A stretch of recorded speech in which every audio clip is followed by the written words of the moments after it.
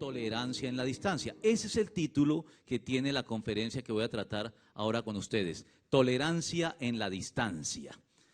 Es decir, los grupos sectarios dentro del cristianismo evangélico. No todos, pero vamos a tratar los más significativos, los más conocidos. Pero para poder entrar en materia, tenemos primero que definir términos. En este campo, como en muchos otros de la apologética, hay que definir términos. Y el primer término que vamos a definir es la tolerancia. ¿Qué es tolerancia? Porque hablamos de tolerancia en la distancia y a veces no hemos entendido qué es tolerancia. Como les decía, en la publicación que hice yo del Papa, en mi perfil personal de Facebook, que era respetuoso pero firme, y yo argumentaba ciertas cosas con mucha firmeza y de manera muy puntual, los católicos se sintieron atacados y me trataron de irrespetuoso, de ofensivo, de fomentar un discurso de odio. Y yo decía, ¿pero dónde leyeron? ¿Dónde vieron eso? En mi escrito.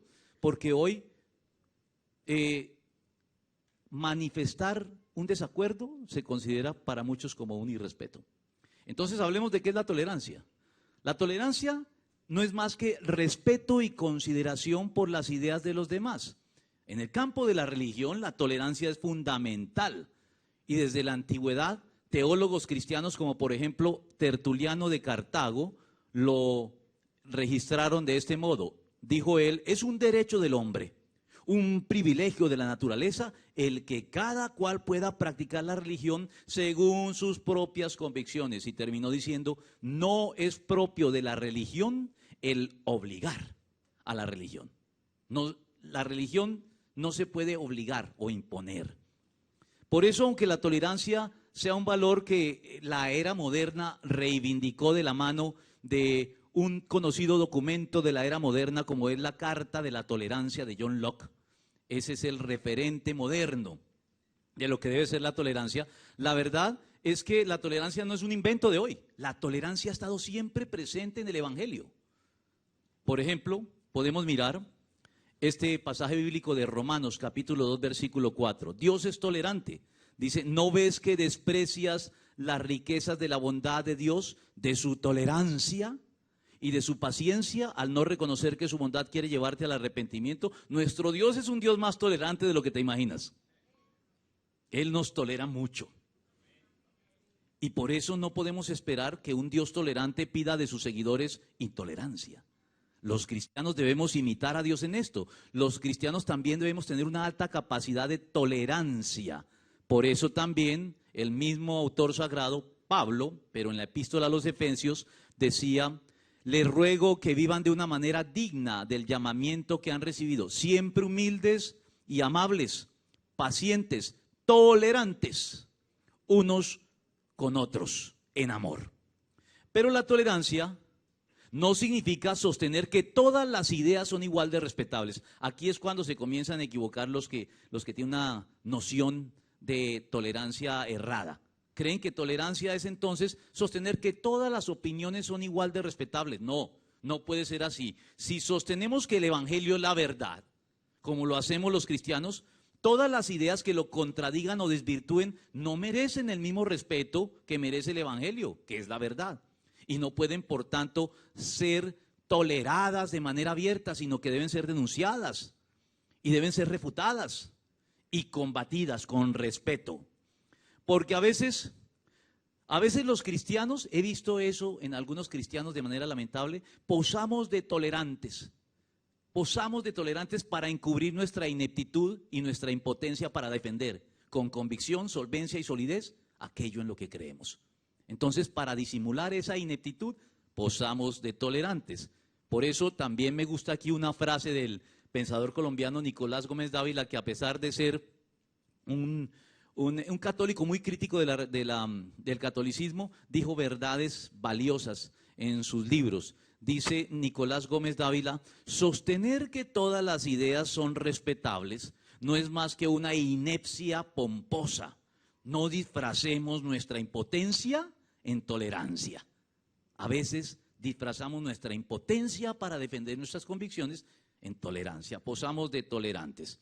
Tolerancia entonces no significa indiferencia a lo que otros piensen, mirándolos por encima del hombro con desdén, como si no merecieran siquiera ser tenidos en cuenta.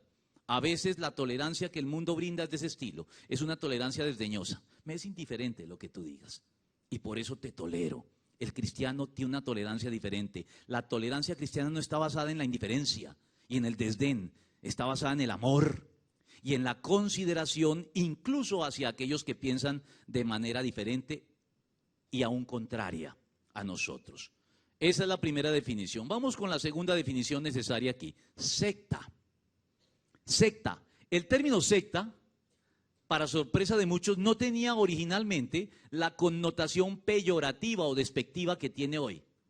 Cuando a alguien le dice que forma parte de una secta, no me digan que hoy no nos sentimos ofendidos por ese señalamiento. En la antigüedad no.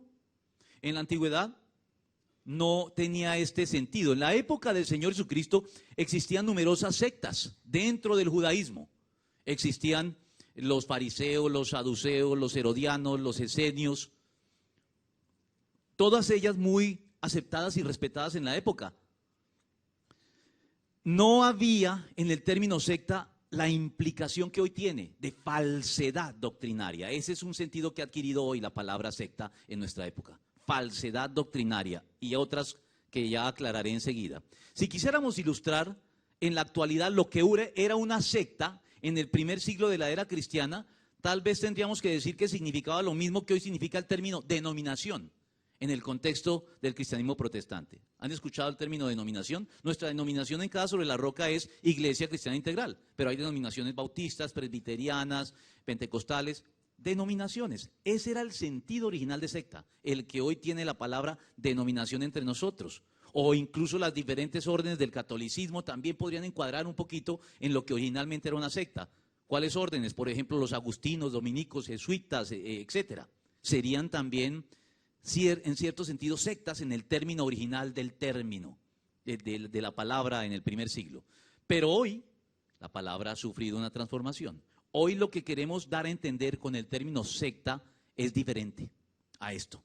Hoy el término secta designa un grupo que predica doctrinas falsas, engañosas y peligrosas, contrarias a la sana doctrina. Bueno, ¿y qué es eso de sana doctrina? Miremos qué es sana doctrina, porque es otra palabra llevada y traída en el argot cristiano y a veces no sabemos qué significa. Primero que todo, la expresión sana doctrina es bíblica, está en la Biblia, en muchos pasajes. Ahí les traigo algunos de ellos. Sobre todo en las epístolas pastorales, es decir, las epístolas que el apóstol Pablo dirigió a su discípulo Timoteo para formarlo como pastor. Muchas veces le advierte a él y a Tito que defiendan la sana doctrina. Y la manera en que se menciona en la Biblia la expresión sana doctrina, evidentemente significa que la sana doctrina es algo importante, es algo que hay que defender dentro de la práctica cristiana. Posteriormente se le da un nombre más técnico. En teología se le dio un nombre más técnico, pero es lo mismo, ortodoxia. El término ortodoxia es un sinónimo de sana doctrina, la ortodoxia cristiana. Es decir, la opinión correcta, eso es lo que significa ortodoxos. Orto es correcto y doxos opinión. La opinión correcta en asuntos doctrinales que es compartida por el grueso de la iglesia cristiana a través de la historia. Es decir, lo que hemos creído todos en todo tiempo y en todo lugar, que está esencialmente contenido en la Biblia, los 66 libros de las Sagradas Escrituras, y aclaro el número porque los 7 adicionales del catolicismo no son compartidos, los 66 que tenemos en común, los 3 credos de la iglesia primitiva, eso lo dije ayer, y las decisiones de los 6 primeros concilios generales. Sencillamente estoy repitiendo en esto lo que ya dije ayer en relación con lo que tenemos en común con el catolicismo. ¿Recuerdan que dijimos que hay ciertas bases comunes que son estas, las que tenemos con los católicos, por lo menos sobre el papel? Eso es lo que se conoce como la sana doctrina o la ortodoxia. Pero quiero definir otro término más, un poquito técnico igualmente, heterodoxia. Ortodoxia y heterodoxia. Es diferente. ¿Qué es la heterodoxia? Contrasta con la ortodoxia, contrasta con la sana doctrina y está indicando doctrinas que, a pesar de contar con algún fundamento bíblico y tener una mediana coherencia, no gozan de la aceptación general de la mayoría de los cristianos en el mundo, sino que se tornan un poquito sospechosas porque uno comienza a examinarlas y uno dice, esto si lo llevo hasta sus últimas consecuencias, hasta sus últimas implicaciones, puede terminar amenazando alguna de las doctrinas de la ortodoxia. O sea, la heterodoxia no es que sea algo condenable, es algo que hay que vigilar. Es algo que inquieta, es algo que puede preocupar, pero que no podemos todavía condenar. Hay teólogos que no son muy ortodoxos, son heterodoxos, pero no son herejes. Es decir, la heterodoxia puede ser el camino por el cual te aproximas a la herejía sin haber llegado a ella. Abandonaste la ortodoxia y te fuiste a la heterodoxia y de ahí puedes llegar a la herejía, pero es el paraguas de diferente color. Y entonces todos los miran con sospecha. ¿Por qué no es azul como todos? ¿Por qué es rojo? Bueno, no es pecado que el paraguas sea rojo, pero llama la atención, inquieta, es una opinión diferente, heteros, doxos, opinión diferente a la comúnmente compartida. Entonces hay que tener esto en cuenta, porque el problema que nosotros tenemos es realmente con la herejía. Aquí llegamos al último de los conceptos que estamos definiendo. Las herejías, esas sí, son declaraciones que no admiten matices ni interpretaciones diversas y que de manera evidente ponen en entredicho doctrinas fundamentales del cristianismo. Y no hay manera de justificarlas, ni de matizarlas, ni de negociarlas de ningún modo. Con el agravante de que sus promotores suelen confirmar que son herejes, porque cuando se les pregunta, a un heterodoxo, ustedes le pueden preguntar, bueno, oye, esto que me dijiste no me suena muy bien. No es lo que hemos sostenido todos. Aclárame qué significa. Y la persona heterodoxa de pronto te aclara lo que significa y te disipa tus dudas y dices, ah, bueno, es que yo creí que era esto otro, pero ya, ahora que usted me lo aclara, entiendo que no hay lesión a la sana doctrina. Pero el hereje, cuando tú le preguntas, él ratifica con su explicación que en efecto él está promoviendo una herejía. Él no aclara, él confirma nuestras sospechas. El heterodoxo disipa nuestras sospechas. El hereje confirma nuestras sospechas. Así que para recoger todo lo que he dicho en esta definición de términos, tendríamos que decir que hay que ser tolerantes con todas las personas, con todos, ya sea que promuevan doctrinas heterodoxas o heréticas. La tolerancia es con todo. No vamos a promover nuevas guerras de religión contra los herejes tampoco. Son debates de ideas, no agresiones físicas, lo que estamos promoviendo o lo que debemos promover en el nombre de la verdad. Pero tengamos cuidado, incluso en el caso de las herejías, los cristianos debemos tener cuidado de algo. Condenamos las enseñanzas equivocadas, pero no podemos condenar a las personas que las divulgan. Eso no nos corresponde. Eso se sale de nuestras prerrogativas, de nuestra jurisdicción. No tenemos los elementos de juicio para afirmar este hereje se va a condenar. ¿Qué es lo que debemos hacer? Condenar sus enseñanzas, no condenar a la persona. Porque yo leí esto en 1 Corintios, capítulo 4, versículo 5. El apóstol Pablo nos dice, por lo tanto, no juzguen nada antes de tiempo. Esperen hasta que venga el Señor. Él sacará a la luz lo que está oculto en la oscuridad y pondrá al descubierto las intenciones de cada corazón. Entonces cada uno recibirá de Dios la alabanza que le corresponda. No tenemos los elementos para juzgar a las personas y condenarlas.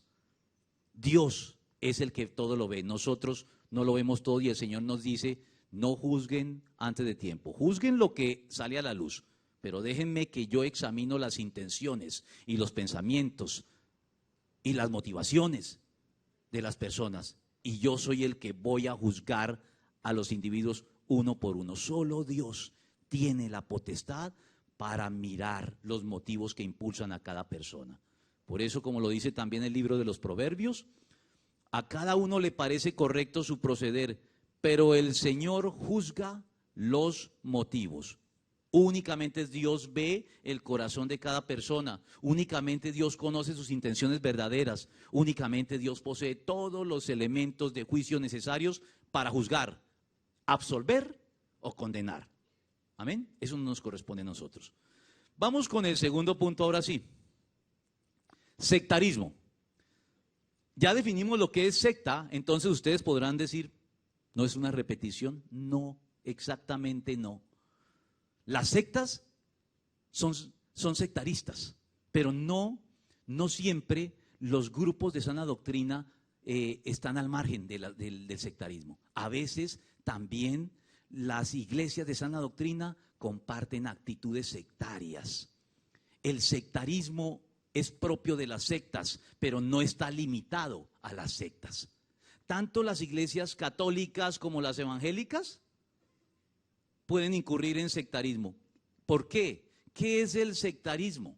El sectarismo no tiene únicamente que ver con la falsedad doctrinal. El sectarismo es la actitud por la cual afirmamos que la verdad solo se encuentra en nuestro grupo o congregación particular y que por consiguiente todos los que no pertenecen a él se van a condenar irremisiblemente. Eso es sectarismo. Una declaración sectaria sería: quien no pertenezca a Casarroca se condena.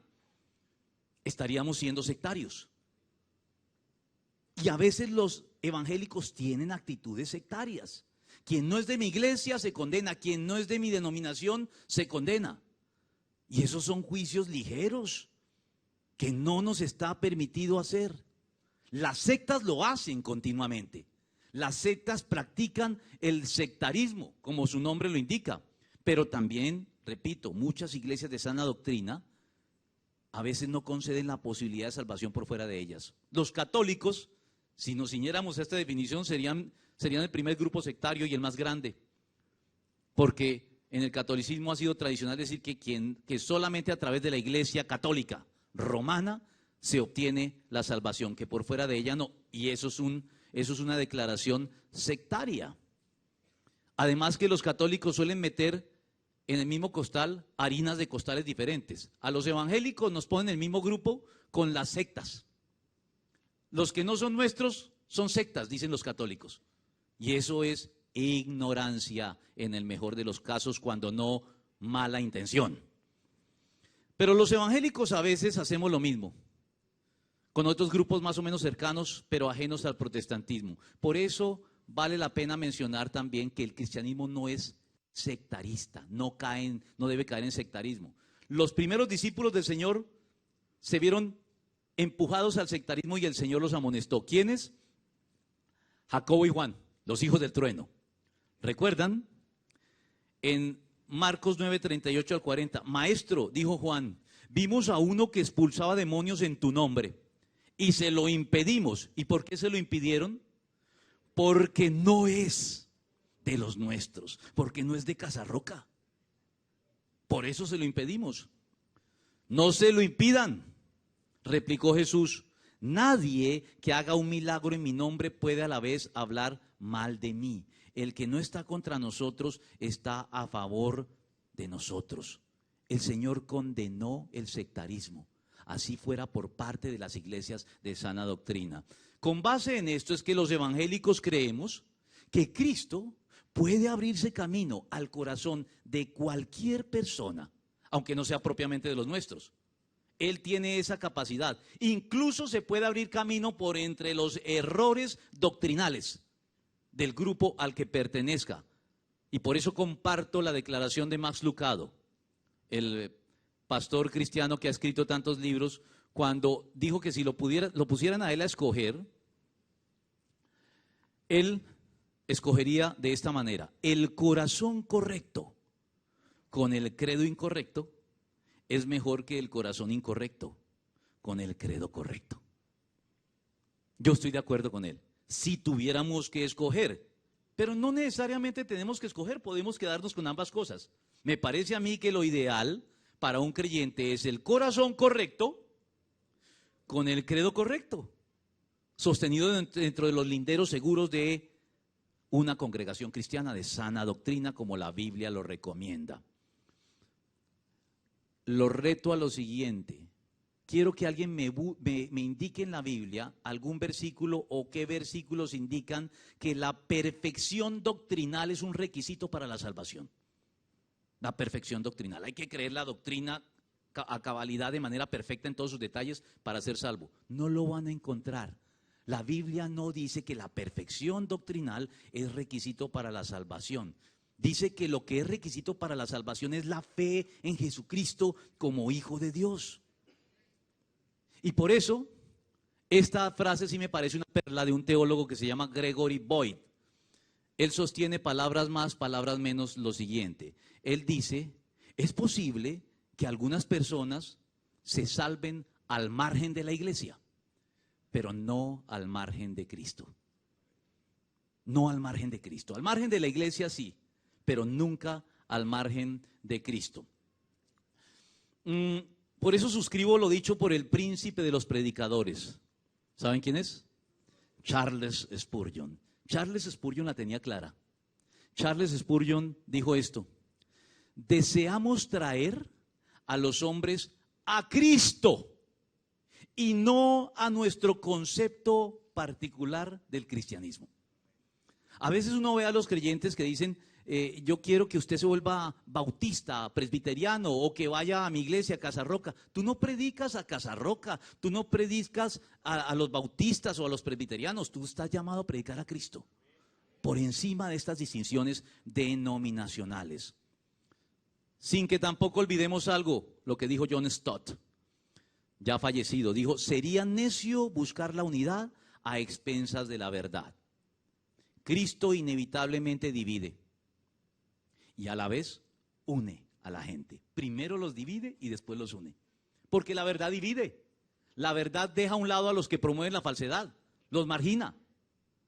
Primero hay que brindar una unidad con base en la verdad y después sí, con base en la verdad, promover la unidad. Cristo divide y une a la vez a las personas. No podemos promover una unidad a expensas de la verdad. El movimiento ecuménico hoy dice, el amor une y la doctrina divide. Y entonces uno cuando escucha esa frase uno dice, el amor es bueno y la doctrina es mala. ¿Por qué? Porque el amor es bueno porque une, la doctrina es mala porque divide. No, la doctrina también es buena, aunque divida. Es necesario a veces que divida. No podemos en nombre del amor decir, Dios ama a todo el mundo, al final todo el mundo se va a salvar, porque eso no es lo que dice Dios. Él no dice que Él, por el hecho de ser amor, va a aceptar a todo el mundo. No, Él ha establecido una manera de acceder a Él, y es a través de ese camino que debemos llegar a Él, y todos los demás no funcionan. Muy bien, entonces, tengamos estas cosas claras, porque como lo dije ayer, a veces es inevitable la controversia por causa de la verdad. Y los cristianos no debemos rehuirla cuando nos toca asumirla. Entremos ahora sí en materia. Vamos a mirar el adventismo del séptimo día. Vamos a empezar a hablar de algunos de los grupos sectarios. Algunos se sorprenden de que incluyamos en este grupo a los adventistas del séptimo día porque entre las que he seleccionado para tratar con ustedes hoy, los adventistas tal vez sean los que guardan mayor afinidad con la sana doctrina y también tienen muchos acercamientos amistosos con los evangélicos. Y es cierto, los adventistas a veces se consideran una denominación más de la iglesia protestante, pero con todo y el hecho de que tengo buena relación con algunos pastores adventistas y tengo muchas cosas en común, no puedo dejar de incluir en esta relación a los adventistas por algunas razones que estaré explicando enseguida. Los adventistas promueven algunas herejías que debemos denunciar y combatir. Así ellos tengan una muy elogiable o encomiable preocupación, por ejemplo, por la educación. Los adventistas trabajan mucho en el campo de la educación. Los adventistas han abierto hospitales también. O sea, no estoy con esto negando el bien que puedan hacer a la sociedad, pero eso no puede hacernos perder de vista que promueven algunas doctrinas que son contrarias a la sana doctrina. Antes de enumerarlas, debemos saber que el adventismo, ¿de dónde proviene su nombre? Su nombre está basado en en la doctrina de la segunda venida o el advenimiento de Cristo. Es el nombre que recibe la segunda venida también, el advenimiento de Cristo. Se llaman adventistas porque estuvieron muy enfocados o han estado muy enfocados en la segunda venida o el advenimiento de Cristo. El origen de ellos se remonta, como lo ven allí, a Guillermo Miller, a la mitad del siglo XIX. Guillermo Miller fue un pastor que predijo de manera fallida en 3 ocasiones la segunda venida de Cristo. O sea, él la anunciaba con fecha y casi hora. Falló la primera vez, revisó sus cálculos y propuso una segunda. Falló la segunda vez, volvió a revisar los cálculos y propuso una tercera. Cuando falló la tercera vez ya dijo, no, me equivoqué. Por fin admitió que se había equivocado. Pero algunos de sus seguidores no fueron tan humildes como Miller y reconocieron que ese tipo de predicciones no se pueden hacer y que se habían equivocado. Algunos de sus seguidores, tales como Irán Edson, José Bates y sobre todo Elena Armond de White, que es la que figura allá a su lado, se negaron a reconocer que se habían equivocado y juntos formaron un grupo de seguidores que constituyen el grupo fundador del adventismo del séptimo día. Cada uno de los 3 personajes que decidieron no reconocer la equivocación, Guillermo Miller se apartó de ellos y volvió a la iglesia tradicional, pero ellos formaron su grupo aparte. Cada uno de ellos le aportó algo a los adventistas. Por ejemplo, Edson hizo una interpretación espiritualizada de las profecías del regreso de Cristo. ¿Qué es eso, una interpretación espiritualizada? Una interpretación espiritualizada es que cuando todas las predicciones literales de regreso fallaron, entonces nos inventamos una interpretación que dice, no, es que él ya volvió pero en espíritu. Una interpretación espiritualizada no necesita ser demostrada, porque aunque esté en contra de toda evidencia, como la espiritualizo y la alegorizo, yo puedo decir, ya se cumplió. De hecho, los adventistas dicen que finalmente Cristo ya regresó, pero en espíritu. ¿Y eso qué diferencia hace? Él está en espíritu desde hace 2000 años con nosotros. Cuando ascendió a la diestra del Padre no dijo, he aquí yo estoy con ustedes todos los días hasta el fin del mundo. Pero ellos dicen que ya en algún sentido regresó. Ese fue el aporte que le hizo Edson. Espiritualizó las predicciones sobre la venida de Cristo. Bates, el otro personaje, le aportó al grupo el legalismo. Los adventistas son conocidos por su legalismo. Ellos practican la ley del Antiguo Testamento. Ellos guardan el sábado, se les conoce como los adventistas del séptimo día y tienen mucha afinidad en eso con los judíos mesiánicos. Los judíos mesiánicos también nos condenan a los cristianos por no guardar el sábado. Nos vamos a condenar todos nosotros porque decidimos guardar en vez del sábado, que es el séptimo día, el primer día de la semana. ¿Ustedes creen que eso realmente es algo que reviste toda la importancia? Pablo dice que algunos disputan sobre días de reposo y días de fiesta, pero dice que eso no tiene importancia, que el que guarda un día para el Señor lo guarda y el que no lo guarda para el Señor no lo guarda. Y dice en Romanos 14:1, reciban al que es débil en la fe, pero no para entrar en disputas y en contiendas sobre opiniones. El que guarda el día no condene al que no lo guarda, el que no guarda el día no menosprecia al que lo guarda. No se detengan en esas pequeñeces, es lo que dice, pero ellos en su legalismo nos condenan. Ahora, si eso fuera todo, no habría problema. Hay muchas iglesias de sana doctrina legalistas, así que podría ser una más, pero es que eso no es todo. Eso no es todo. Elena Armond White proveyó al grupo ese énfasis que tiene en el don de profecía. Ella se convirtió en la profeta y la dirigente del grupo, la que comenzó a escribir muchas cosas, muchos libros, y los pronunciamientos de Elena Armond de White, como en todo grupo sectario suele suceder, llegan a tener tanta autoridad o más aún que la misma Biblia. Lo que Elena Armond White decía era tan autoritativo como la Biblia e incluso superior a la Biblia. Rivalizaba con ella con ventaja. Esta es una característica de toda secta. Ténganlo presente, que no les basta la Biblia. Siempre ponen al lado de la Biblia y al mismo nivel que ella otra fuente de autoridad. Los escritos de su fundador o cualquier otra fuente de autoridad en competencia con la Biblia. ¿Y cuáles son esas doctrinas? Si el legalismo no es el problema, ¿por qué no los admitimos en el contexto de la sana doctrina y no los incluimos en esta lista? podrán ustedes preguntarse. Les voy a decir cuáles son las doctrinas cuestionables de los adventistas. Muchos de los adventistas rasos, es decir, de los miembros generales, no tienen noción de que su grupo promueve estas doctrinas. Así que si ellos no lo mencionan, ustedes tampoco tienen que sacarlas a relucir, pero sus dirigentes sí las conocen. Y esas doctrinas tienen que ver, en primer lugar, con algo que se conoce como la doctrina de la expiación incompleta. Son bien extrañas. Van a ver que son bien extrañas.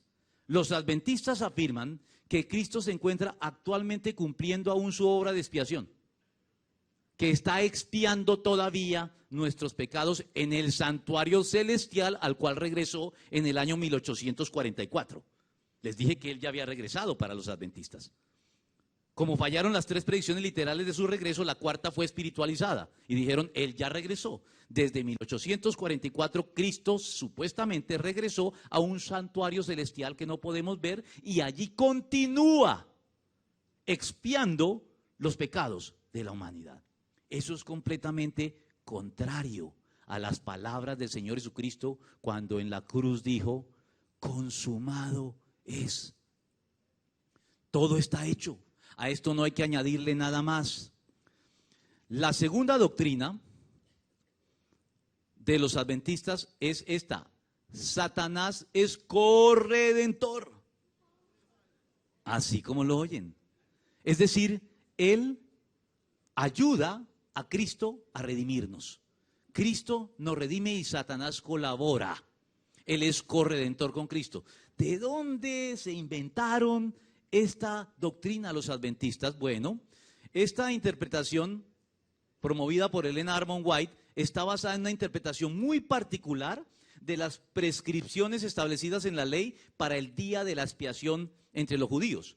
El día de la expiación entre los judíos se encontraba una instrucción que decía que había que inmolar un macho cabrío, sacrificio, y que a otro macho cabrío había que enviarlo vivo al desierto, a donde Azazel.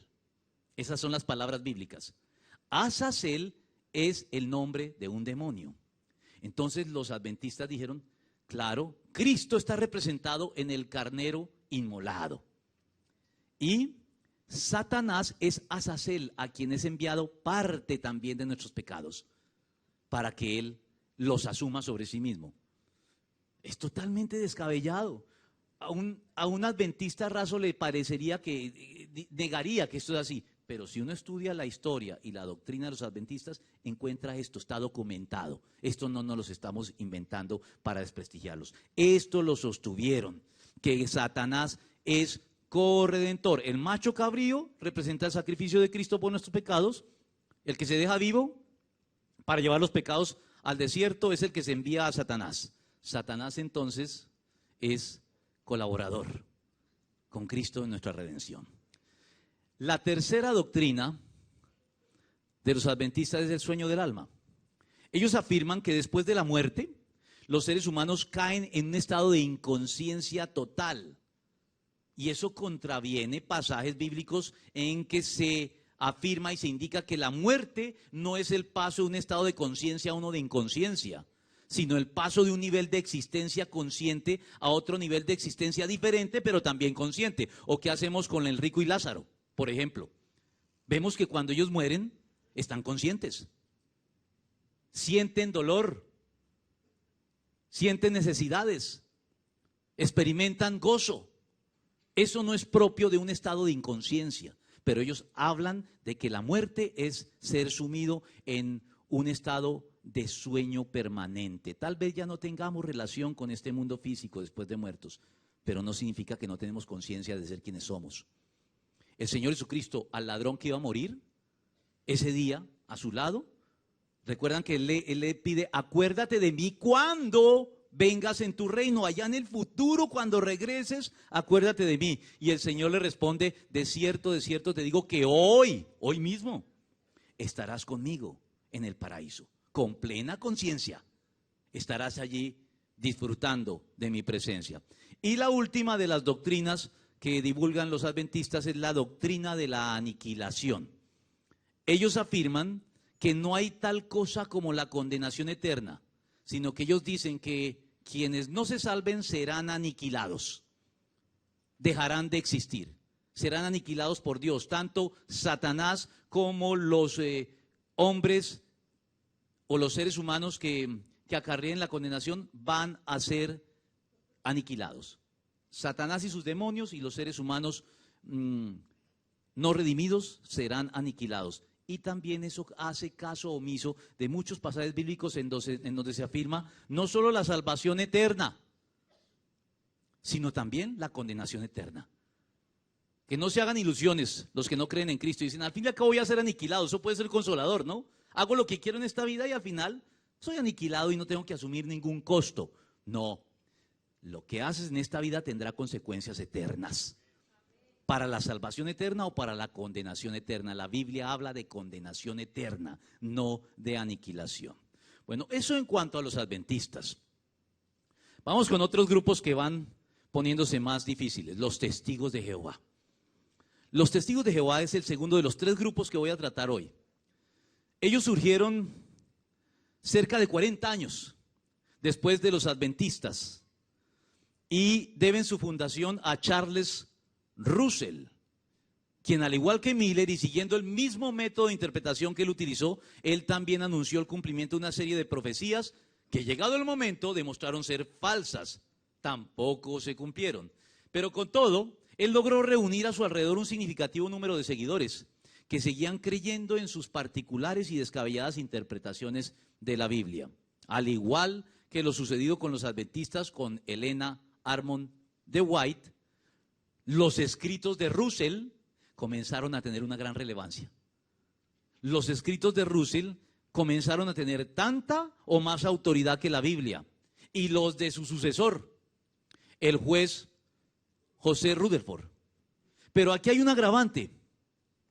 El agravante es que los testigos de Jehová sacaron una versión propia de la Biblia. Una versión acomodada a sus doctrinas.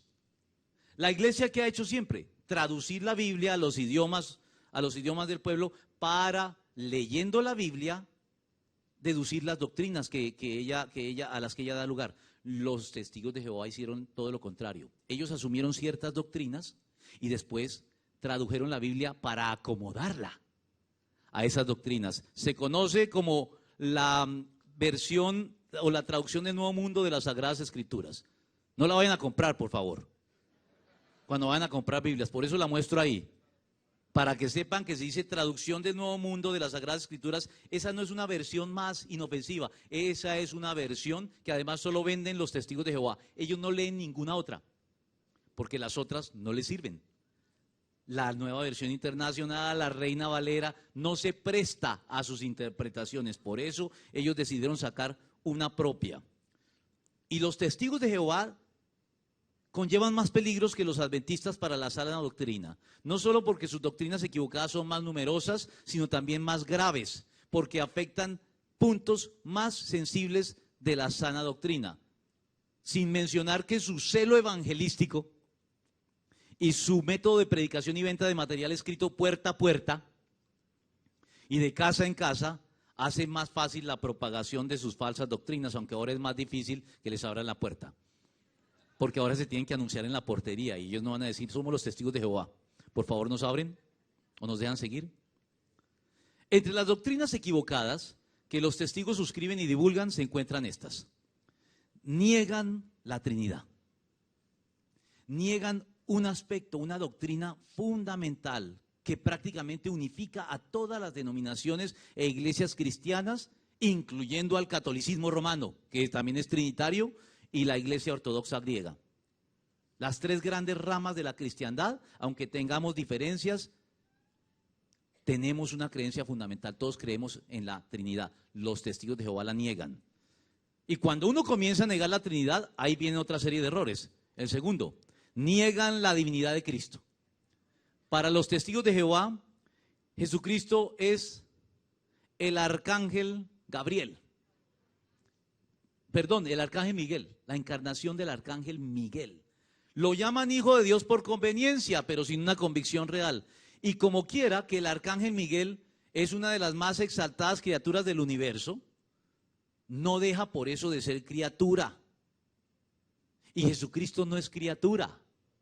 Jesucristo es el creador.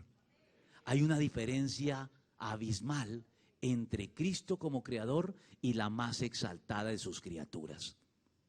Esto no es nuevo, ¿no? Esto es una vieja herejía que se llamaba arrianismo, pero eso no vale la pena profundizarlo aquí y confundirles y enredarles más el tema.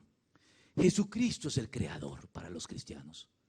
Y los cristianos no podemos admitir que lo degrademos de esa condición a la condición de criatura, por más que sea la criatura más exaltada que pueda llegar a ser. De la mano de esta herejía y como consecuencia de ella, ellos también niegan la encarnación de Cristo, niegan la resurrección corporal de Cristo y niegan su regreso visible en poder y gloria. Porque para ellos, como para los adventistas, su regreso ya tuvo lugar en espíritu. En cuarto lugar. ¿Cuarto o tercero? Es que devolvámonos aquí para no confundirme. Niegan la condición personal del Espíritu Santo. Fíjense todo lo que sucede cuando se niega la Trinidad. Cuando se niega la Trinidad, eso tiene un efecto dominó. Todas las demás doctrinas empiezan a ser cuestionadas. Niegan la condición personal del Espíritu Santo. Para ellos, el Espíritu Santo no es una persona con atributos personales, como lo ha sostenido siempre la sana doctrina o la ortodoxia. Para ellos, el Espíritu Santo es una fuerza. La fuerza o el poder impersonal o la mera emanación del poder de Dios. Al mejor estilo de, ayer creo que lo mencionó Juan, al mejor estilo de la fuerza en la guerra de las galaxias. La fuerza. En la guerra de las galaxias la fuerza es algo impersonal, a la que tienen acceso todos, algunos por el lado luminoso y otros por el lado oscuro, pero todos pueden acceder a la fuerza porque la fuerza no tiene ningún carácter personal. Ella simplemente está allí a disposición del que quiera acceder a ella a través de los conductos establecidos. Y el Espíritu Santo no es una fuerza, es una persona. Ahora sí, la cuarta, niegan la salvación por la fe, que como lo vimos ayer, es uno de los principios fundamentales de la Reforma Protestante y debería serlo del cristianismo en todas sus formas. La salvación para ellos se obtiene por obras, y particularmente cierta clase de obras, las obras que ellos llevan a cabo dentro de su propia organización. Son sectarios, ahí está el sectarismo en pleno. ¿Y cuáles son las obras?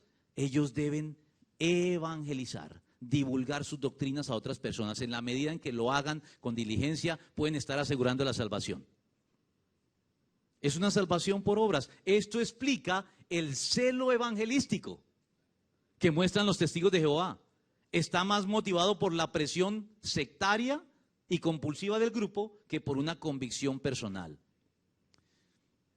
Ellos también tienen otras doctrinas que no vamos a tratar de manera individual. También hablan del sueño del alma, esto es similar a los adventistas. De la aniquilación también ellos hablan, pero aquí hemos mencionado las más destacadas. Vamos a ir con el tercer grupo. El tercer grupo son los mormones. La cosa va pasando de castaño a oscuro, ¿cierto? Los mormones, no les gustan que los llamen mormones. Ellos se definen a sí mismos como los santos de los últimos días. Ellos consideran ofensivo que los llamen mormones, pero son los mormones. Para nosotros es más fácil identificarlos así. Este es el último grupo. Son los más difíciles de definir dentro de estos grupos sectarios. Uno lo intenta y es muy difícil. Son muchos los aspectos doctrinales en el que en su corta historia han torcido o contradicho las Sagradas Escrituras. En algunos asuntos de importancia menor, pero en otros temas que sí afectan la sana doctrina. Por eso son difíciles de definir. En segundo lugar, porque las doctrinas de los mormones han cambiado con frecuencia a la luz de sus conveniencias inmediatas. Pero antes de mencionar algo de estas doctrinas, lo cierto es que no deberíamos estar hablando hoy de los mormones si su fundador, Joseph Smith, hubiera tenido en cuenta la instrucción del apóstol Pablo en Gálatas capítulo 1, versículo 8. Porque allí dice claramente: pero si aún alguno de nosotros o un ángel del cielo les predicara un evangelio distinto del que les hemos predicado, que caiga bajo maldición. Si Joseph Smith hubiera leído este pasaje y lo hubiera llevado a la práctica, hoy no existirían los mormones. Pero no lo tuvo en cuenta. ¿Y por qué lo digo? Porque el mormonismo surgió cuando, según lo dice el propio Joseph Smith, un ángel llamado Moroni le reveló la existencia de unas tablas de oro enterradas en un lugar secreto, supuestamente por un antepasado de ese ángel. O sea que los ángeles tienen antepasados, según Joseph Smith. El antepasado de Moroni se llamaría Mormón. Y Joseph Smith tuvo acceso a esas tablas de oro y las tradujo al inglés. Las tradujo, según sigue contando Joseph Smith, con unos lentes milagrosos que también el ángel Moroni le proveyó. ¿Y de qué idioma las tradujo? De un idioma que solo él conoce, al que llamó egipcio reformado. Y después de hacer esa traducción, eso es lo que da origen al Libro de Mormón, que es, junto con la Biblia, con una versión también propia de la Biblia que ellos traducen, como los Testigos de Jehová, el último tribunal de apelación para ellos. O sea, de nuevo, fíjense las sectas: la Biblia, una versión particular, y el Libro de Mormón. Nunca la Biblia sola, nunca sola escritura. Las sectas violan continuamente el principio de sola escritura. Las creencias de los mormones son descabelladas, son contrarias a todos los hechos conocidos y establecidos de la historia, son confusas, son cambiantes, de modo que para comprenderlas de manera sistemática y hacerles un seguimiento documentado es una labor muy difícil, por no decir imposible.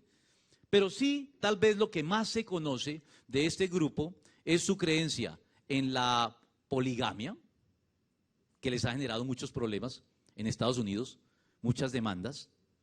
El otro día estuve viendo por televisión, hay una serie que está basada en los mormones y que muestra que ellos, aunque oficialmente niegan y condenan ya la poligamia porque les ha acarreado todo tipo de problemas legales, siguen practicándola de manera clandestina. Siguen practicándola de manera clandestina. Yo no creo que se haya inventado eso la serie. Esas series se documentan para poder poner esas cosas en escena. Eso es lo que más se conoce de ellos: la poligamia, el politeísmo. ¿Y por qué el politeísmo? Porque los mormones creen en la existencia de muchos dioses. ¿Por qué? Porque afirman que los seres humanos podemos llegar a ser dioses. Ellos afirman la deificación del hombre, es decir, que debe haber muchos dioses. Podemos llegar a ser dioses lado a lado con Dios. Y al igual que los Testigos de Jehová, son conocidos por su evangelismo intensivo y compulsivamente disciplinado para divulgar sus creencias y tratar de ganar adeptos puerta a puerta y casa por casa. Su organización, ampliamente centralizada desde el estado de Utah. El estado de Utah en Estados Unidos es el estado mormón por excelencia. Y la ciudad de Salt Lake City es el punto culminante. ¿Vieron el templo de Mormón que tienen en Salt Lake City, ostentoso? Aunque en Bogotá levantaron uno también muy ostentoso igualmente. Y construyen templos muy funcionales en todo lugar, todos con el mismo esquema. La cancha de básquet, la cerca y el templo, igualito, en todas partes. El modelo lo copian en todas partes. Esa organización centralizada precisamente les ha permitido canalizar fondos para construir esos templos y esos lugares funcionales de reunión. Y hay que reconocerles que, al igual que los adventistas, muestran cosas buenas como la organización social del estado de Utah. Tampoco uno va a decir que el estado de Utah es un caos, no. ¿Cierto, Juan, que es un estado organizado? Bueno, no quiere decir que los demás sean desorganizados, pero por lo menos ahí tienen algo que mostrar. Pero eso no justifica de ningún modo sus doctrinas erróneas y heréticas. Los mormones ponen en evidencia, como ningún otro grupo sectario, tal vez otro de los aspectos más cuestionables de las sectas. Ya lo dije, primero, la existencia de otros documentos autoritativos al mismo nivel de la Biblia o incluso por encima de ella. Pero en segundo lugar, ponen en evidencia las contradicciones y la confusión en que se puede caer cuando hay un grupo que se mantiene abierto a nuevas revelaciones, como si la Biblia no fuera suficiente y debiera ser complementada continuamente por los profetas y nuevos iluminados dentro del movimiento. Cuando eso es así, nunca se sabe a ciencia cierta en qué se debe creer, porque las doctrinas se modifican todos los días, se cambian. Ya lo dijo Glenn Pietrusky, que es un pastor que predica en una iglesia norteamericana, Grace Alliance Church. Él dijo: por muchos años la iglesia mormona ha enseñado que las escrituras no son la revelación que ostenta el mayor peso en la iglesia. Las palabras de un profeta viviente son más importantes.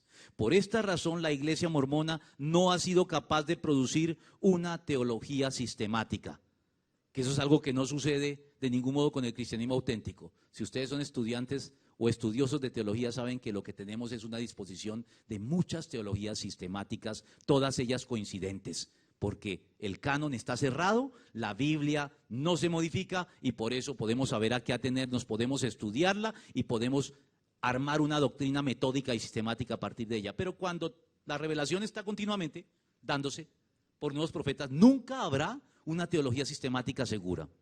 En conclusión, los grupos sectarios y heréticos manipulan la conciencia de sus miembros y promueven un censurable culto a la personalidad de sus líderes y fundadores. Se vuelven tanto o más importantes que Cristo. Se les considera tan ungidos que todo lo que ellos hacen se tiene por norma, porque lo harían guiados siempre presuntamente por Dios, de manera directa y sobrenatural. Tendrían una comunicación con Dios única de la cual carecemos todos los demás creyentes. Para evitar y sortear esos peligros de manipulación en que las sectas hunden a sus seguidores, nosotros los cristianos debemos tener presente que todo cristiano auténtico, antes que nada, debe apegarse a la palabra fiel, según la enseñanza que recibió, de modo que también pueda exhortar a otros con la sana doctrina y refutar a los que se opongan. Y además de eso, todo cristiano maduro debe ser o debe practicar el saludable escepticismo de los creyentes de Berea. ¿A qué me estoy refiriendo? El saludable escepticismo de los creyentes de Berea es este.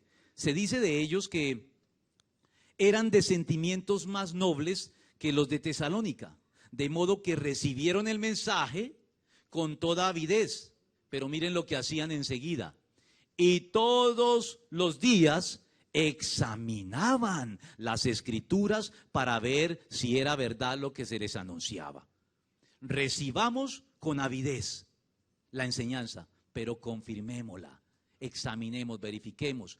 Ese es un sano escepticismo. ¿Y por qué digo escepticismo? Porque la palabra escepticismo, o como lo dice Juan la dice en Spanglish, Juan dice skeptic, es escéptico, dices tú en español. Es que el idioma principal de Juan es el inglés. Él habla muy bien español, pero él habla mucho mejor el inglés que el español. Entonces hay veces se le mezclan esas palabras.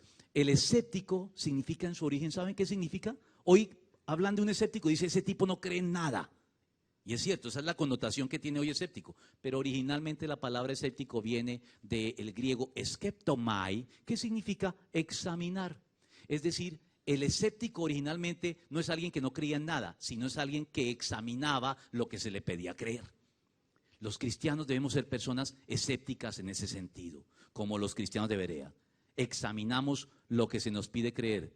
O me gusta mucho como lo resume el filósofo griego Aristóteles cuando se refiere a su maestro Platón. Creo que él lo resume contundentemente con esta frase con la que cierro. Él dijo: amo a Platón, pero prefiero la verdad. Así que nuestros dirigentes, nuestros pastores son personas dignas de nuestro aprecio, dignas de nuestra consideración, de nuestro amor, pero no puedes amarlos a expensas de sacrificar tu libertad de examen y de conciencia. No puedes amarlos a expensas de renunciar a tu capacidad crítica hacia lo que te enseñan para poder confirmarlo por ti mismo en la Biblia. Entonces tengamos en cuenta eso para que no caigamos en lo que cayeron todos estos grupos sectarios al lado del cristianismo. Con esto concluyo.